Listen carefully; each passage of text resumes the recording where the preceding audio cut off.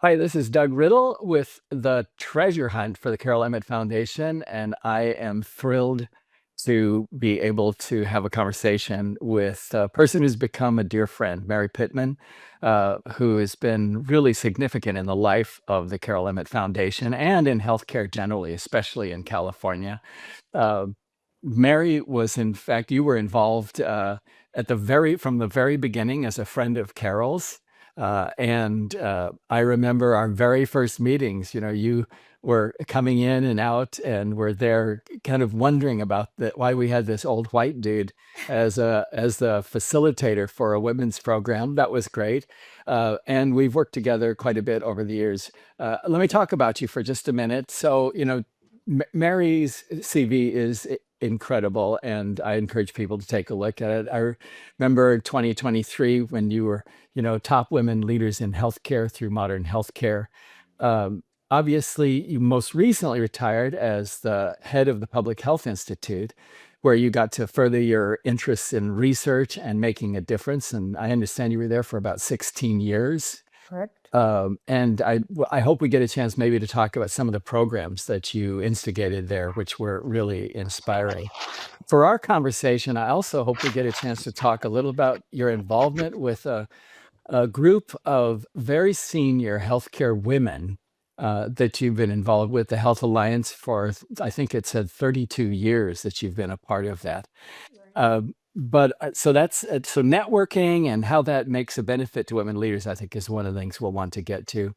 For 14 years, Mary was the president of the Health Research and Educational Trust of the American Hospital Association, formerly head of planning, evaluation, and legislation at the Public Health Department in San Francisco.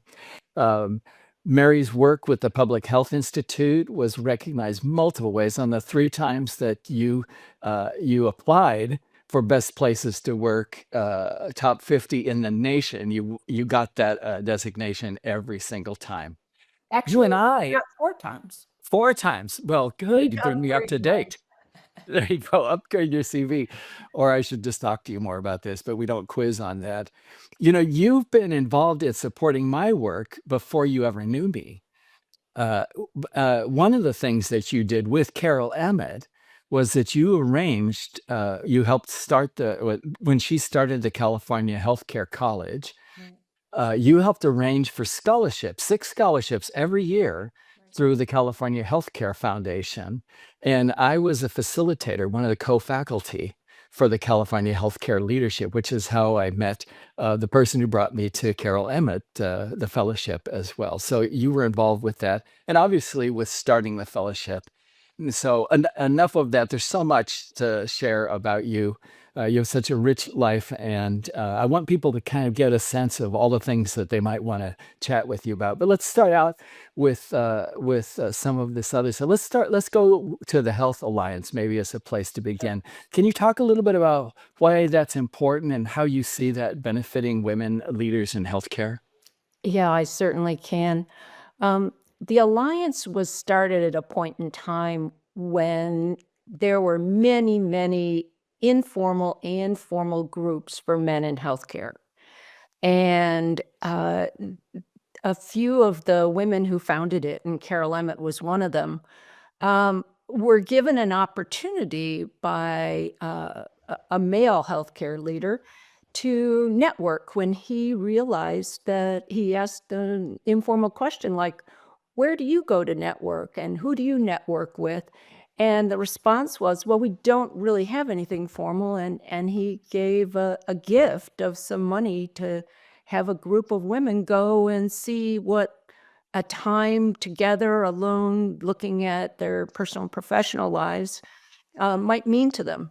Well, in typical type A women executive style, they went and they had a very detailed agenda and they had presentations and it was all work and no play. And then they realized that that really wasn't what he had in mind when, looking at his group, they went and they played golf and they had dinner and they did a lot of bonding and a lot of networking and building social capital through that mechanism. So over time, the Health Alliance has really, it's played two roles: a bonding role to connect individuals who are similar in their the kind of work that they do and things like that. But it also bridged people who were different and might not normally come together. And Mm. so what the Alliance does is it allows you to talk about your work. What's your passion in your work? What are challenges? And in a trusting environment where you can share things that you might not share with business colleagues, day in and day out.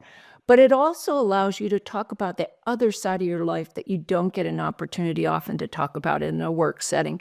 And that's your personal life, your family, your friends, losses, celebrations, things that really make us whole people. And we have really specifically focused on continuing to bring in people who add to the richness of the diversity of the group. So by age, by geography, by their background, but their common area of interest is that everyone is a senior leader in health, in the health field, but from different aspects. That group, it continues to amaze me, the power that it has to help reach out in a variety of silent ways and also explicit ways to support one another. Only one rule: you respond back when someone reaches out within 24 hours. The second rule is obviously anything that's said in the room is kept in the room. Yeah.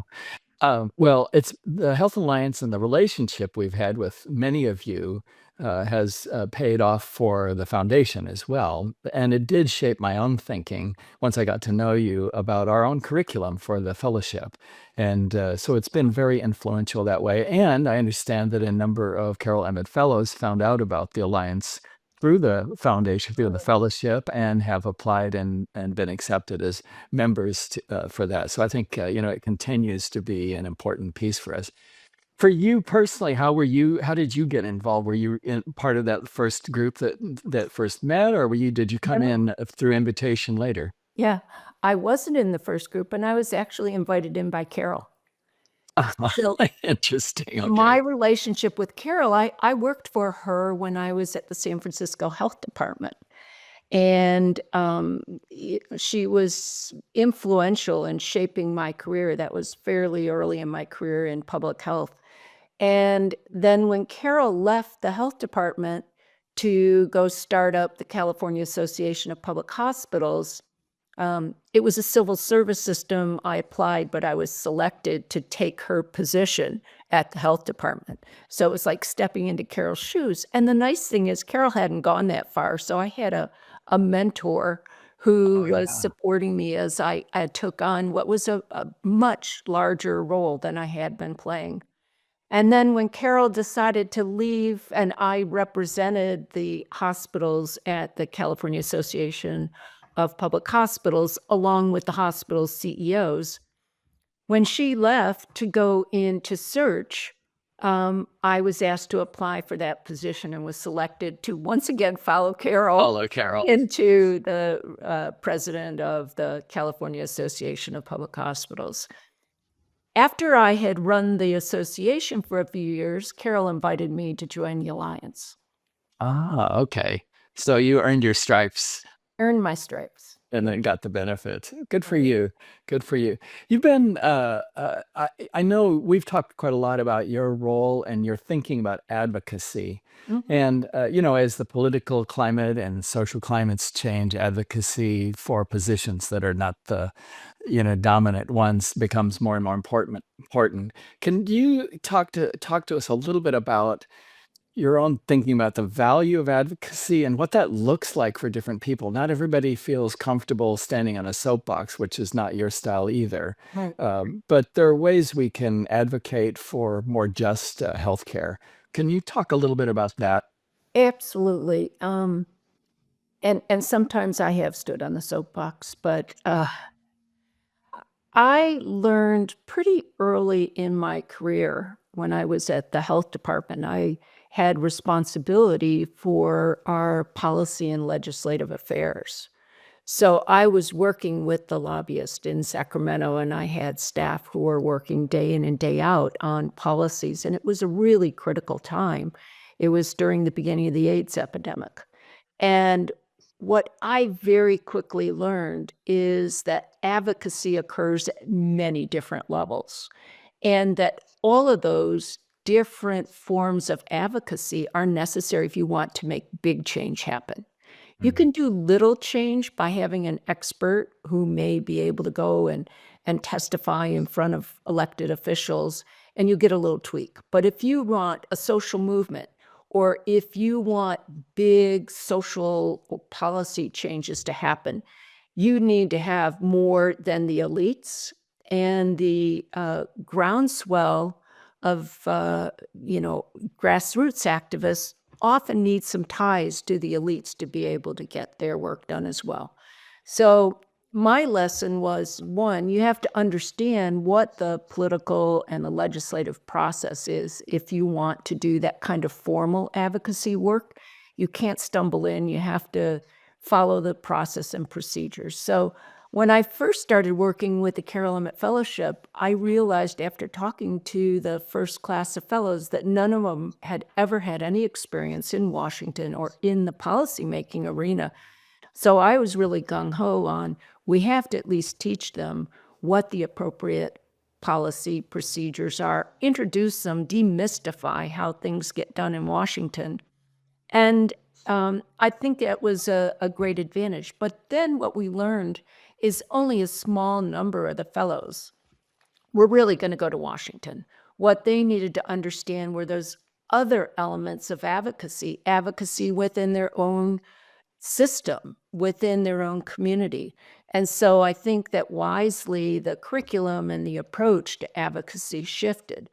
I've had the opportunity to really lead some major advocacy efforts that have been successful, and I take great pride in that. And then there's some that have gone nowhere. And so you don't always win, no matter how carefully you lay out your plan. And I believe that what we've seen is a shift over years from the elites who are elected shaping all the policy. No, I think that's something that changes depending on the historical context and who's in power. But I think we've seen an increase in community engagement to say, Mhm. wait a minute, we want to have a voice. And I think that that's so important to democracy, to be able to encourage and cultivate the local community voices and to groom people to be leaders so that they can be engaged in the process. One of the things that I've learned a lot from watching you over the whatever 9 or so years that I've had the opportunity has been that you bridge both the great strategic stepping back, looking at the big picture, all the pieces in something, as well as focusing on the details, something you can make a difference. And one piece of that that I thought is particular interest is I look at how, especially in the Public Health Institute, and maybe you did before, the importance you placed on strategic partnerships to get things done. Can you say a little bit about that? And particularly if you can maybe mention some specifics that would help us think about how do you actually think along those as an institutional leader? Yeah. Well, first of all, I learned early in my career, you know, for example, back to the health department, I learned that I did not have enough real knowledge of the impact of HIV, AIDS Mm. on the individuals who were living with it every day. And so I needed to partner with them, first of all, to get the knowledge, because the knowledge didn't exist. And I think often that's the case. We don't truly know clearly enough what's contributing to the problem or issue that we're trying to implement some change or to facilitate something. Um, and so, for me, strategic partners included people who have complementary strengths or complementary knowledge to what we have. I don't think of them in power dynamics, that there's someone who has more power, so I need to strategically align, although that's something you Mhm. need to think about. I start with, what is it that we are bringing to the table that will complement and advance both parties? And I think I've often looked at, do we have aligned values? Because that's really critical to having a partnership really succeed over time. And, you also have to take a look at reputation and credibility. However, I would caution that you have to be really careful and dig a little deeper. ACT UP was an activist organization that was viewed as kind of a third rail, and when I was working in the health department, and their job was to push back and to get things done. And so I found that it was more useful for me to, even though their reputation was, oh, they're hard to deal with. I found that when you invited them in and you gave them a space to say what I thought was really important message, that you could forge a really effective partnership. And so, I always look for who are some of your unlikely suspects that could be partners as well. But it has to be something where there's mutuality, where both are going to advance. And I think trust, above all else, is what sustains partnerships. You may not go in with a full trusting relationship, but if you can't build that, it's not going to go there. Yeah, has to be built. One of the great benefits of knowing Mary Pittman for me has been that when people that I know, especially young people who are trying to get started in their careers, are interested in something related to public health, which I've had a number of those, I know that I can send them to you. And you've been great. You've been such a great sponsor and mentor to these young people who are trying to get started with information and support. Can you talk a little bit about your own thinking about mentoring, sponsoring, and what kind of a role that's played for you in your career? I have been fortunate to have had some mentors, including Carol, and several others during my career. So I really valued having an opportunity when I was young in my career to help other people find little openings that they could step through that would advance their career. But I also found that mentoring was sometimes not just technical advancement. For example, when I went to the American Hospital Association, I had a number of young women who were already working there, and I was seeing them leave when they had children. And I saw Mm, this terrible loss of talent. I yeah. said, "We need to do something to continue to support the women who are here." And, and I recall there was a person I was trying to recruit, and she was expecting a child, and she said, "I don't think I can juggle this." And I said, "Well, let's see what we can do." And we did a part-time work opportunity for her, which wasn't the norm at that time. That was, back in the very early 90s. And I also put a little office as a breastfeeding and resting room, which, didn't exist. It wasn't something that was sanctioned. And then I found women from all over the organization coming and asking if they could use that space. Previously, women, if they were breastfeeding, had to pump in the ladies' room, which was really unacceptable. So even finding little ways that you can make work life easier for women, to me, is a form of mentoring. It's a form of helping them see how they can advocate for themselves and find people who will support them getting ahead in both their personal and their career, personal life and career. Um, and I look for people who have curiosity and spark, and often try to help them develop what's really their passion. They may not be Mhm. in the perfect job for them, but once you see what drives people and gets that spark and that creativity going, I enjoy working with, mentoring to help them get into that right position to be able to advance that real passion area. And That's really that's good. I'm passionate about public health, so when you send me someone, interesting. I go the extra mile. Well, that gets them very excited too, as well as seeing possibilities they might not never have thought of. And I do think, what you're sort of describing, breaking the walls between the personal and the career. We're just human. And it's quite astonishing what can happen if you decide people don't leave their humanity at the door of the office when they Yeah. come in, which is what I'm hearing you do. I think that's remarkable. Why you're involved in governance as well. You've been on the board of the first board that we have as the Carol Emmott Foundation. You're on other boards, including other organizations. Why does somebody want to be on a board? And what advice can you give to women leaders, especially who who might think, "Boy, that sounds like a good thing. Do I want to do it?" Well, first of all, I love governance, and I think it's important. And I value it, and so I've kind of been a student of boards and governance throughout my career. How can you make it better? Make it better for the board members, and make it something that's mutually beneficial, as well as really how can a board make an organization so much stronger.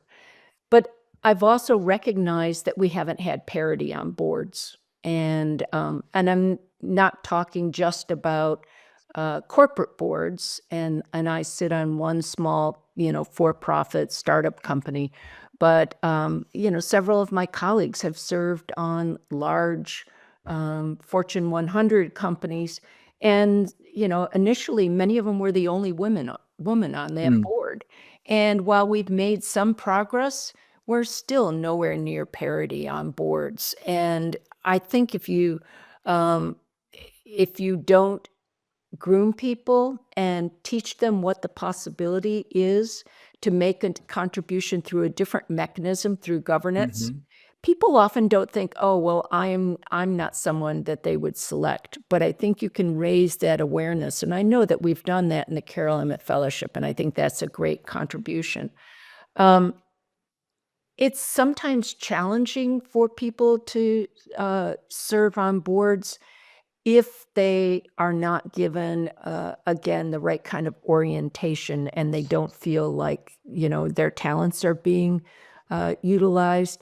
A couple of colleagues were put on boards to be the token woman, but yet they were not given the real opportunity to Mhm. have their voice heard. And so I think that it's critical for us to groom women to go on boards and to find opportunities to pass their names on so that they get selected. Excellent. Thanks so much. So I heard this year that you bought a property in Tuscany. I immediately thought of I'm picturing Mary Pittman as Diane Lane in Under the Tuscan Sky. So did you buy a castle and fix it up? What's your situation? No, and actually, it's not in Tuscany, it's in the Veneto. Oh, My husband and I bought a place. my picture. I'll just now I have to let go of Oh, that yeah, let image. go. But you can think of the romantic city of Romeo and Juliet Oh yes. instead, okay? No, I had actually studied in Verona when I was in college, and fell in love with the city. It's one of the smaller cities, but a beautiful, charming place. And I established a community and a network, Hmm. speaking of which, while I was there, that I sustained over 30 years. And when Dave and I had this dream, or I had the dream and my husband embraced it, to try to find a little apartment or something that we could go to in Italy. And friends found this wonderful house just across the river from the old section of Verona. And Verona is known for its summer opera in the best preserved Roman arena in Italy.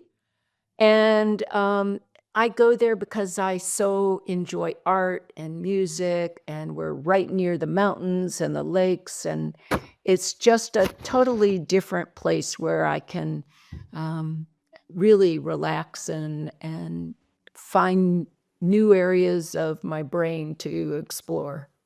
That's so lovely. I have one final question. Just I'm thinking about people who are watching our interview and who might be interested in getting to know you more. What kind of questions would you welcome from people, members of the community, that you think would be interesting to talk about, or subjects? Sounds like Italy definitely might be one. Art is clearly another one. But what? But there may be other professional, other things. You've covered so many things in your career.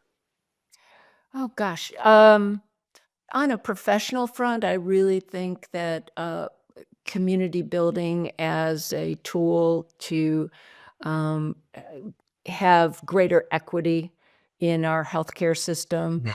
and also how the social determinants of health.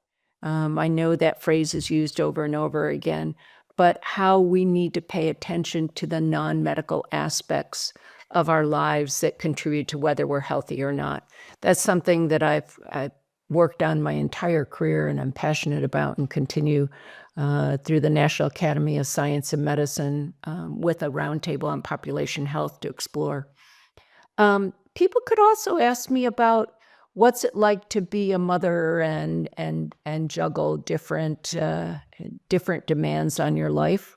We have 3 adopted children who are now adult children, but it was challenging, and I think it's improved some for women, but certainly there's still a long way to go.